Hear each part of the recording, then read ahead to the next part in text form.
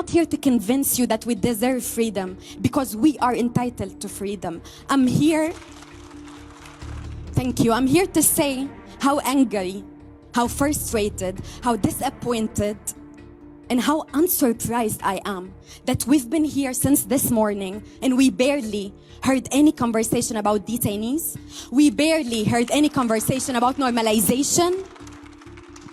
And most importantly, we barely heard any conversation about a political solution. How come that any of us here believe genuinely that an early recovery for Syria could be possible while Assad is still in power?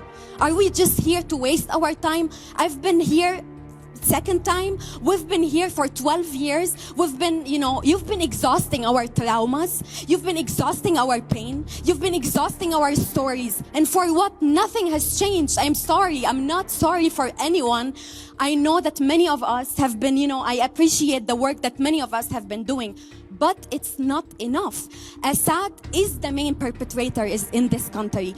And Assad is the reason that I had to flee the country. But Assad was enabled by this entity and by many other states.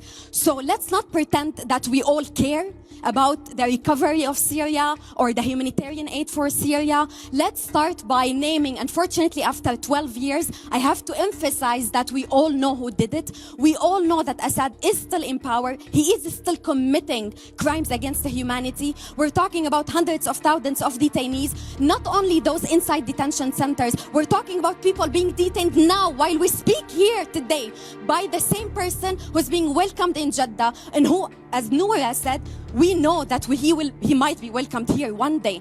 So I think we need to start by, just talking the truth and not fooling each other.